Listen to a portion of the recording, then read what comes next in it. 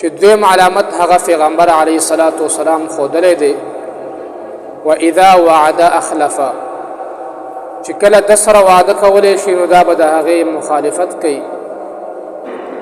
دا به د هغه وعدې خلاف ورزي کوي. عزتمند ورونو،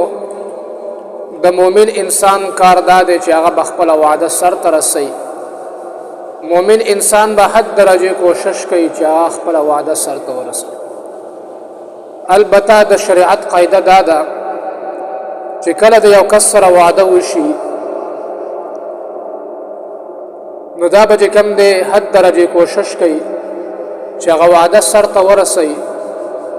لیکن که چېرته دته سخت عذر راغی،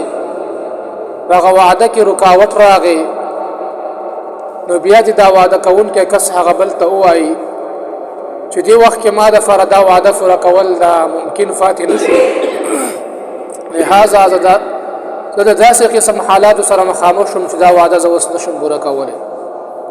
مثلا یو کس دی هغه بل کس ته 1000 روپۍ ومني چې پلانکي تاریخ باندې به تا ته 1000 روپۍ در کوم، نو بیا هغه تاریخ را نږدې شو، دا کس د 1000 روپو مالک پاتې نه شو، 10 روپۍ چې کوم دی پاتې نه شولې، نو دا دی هغه بل کس ته ووایي چې زه اوس دې وخت کې د روپو درکولو په پوزیشن کې نه یم، ځکه زما څه پیسې نشته دی.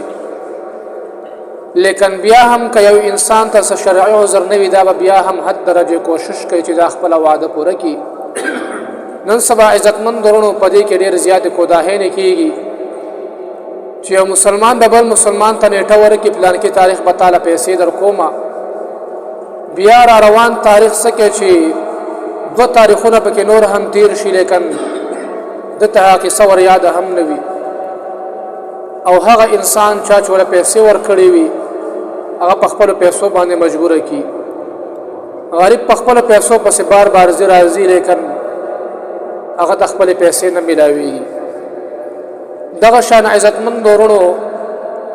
کویدن کور رشته دا هم یو قسم وعده کې راځي چې کله انسان رشته وکړي کویدن وکړي نو دا به هم بیا حد درجه کوشش وکړي چې دا وعده سر ته ورسوي. لیکن که چېرته په منځ کې شرعي عذر راغی، د ښځې او خاوند په مابین کې اتفاق، دا ویره وه چې اتفاق به باقي پاتې نه شي، د دواړو مزاجونه د یو بل نه مختلف دي، نو په دې وخت کې بیا دا عذر کولی شي چې زه اوس د دې وعدې پابند پاتې نه یم، ځکه په منځ کې عذر راغی. لیکن بیا هم حد درجه کوشش پکار ده چې انسان وعده خپل سر ته ورسوي، ځکه وعده رسول دا د مؤمن انسان کار دی چې مؤمن انسان به خپل وعده سر ته رسوي.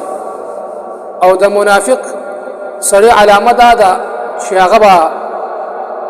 وعده چې کوم دی سر ته نه رسوي، د هغې خلاف ورزي به کوي. یا دغه شان بعضې کس د بل انسان سره وعده وکړي پلانکي ټیم نه به درځم، وعده ور سره وکړي او بیا هغه ټیم ته ځان نه رسوي، دا هم د وعدې خلاف ورزي ده. او پیغمبر علیه الصلاۃ والسلام هغه چې کوم دی موږ او تاسو ته دا تعلیم را کړی دی چې خپله وعده سر ته ورسوئ، او پیغمبر علیه الصلاۃ والسلام خپله وعده سر ته داسې رسولې ده عزتمندو چې د هغې مثال په دنیا کې نه پیدا کېږي.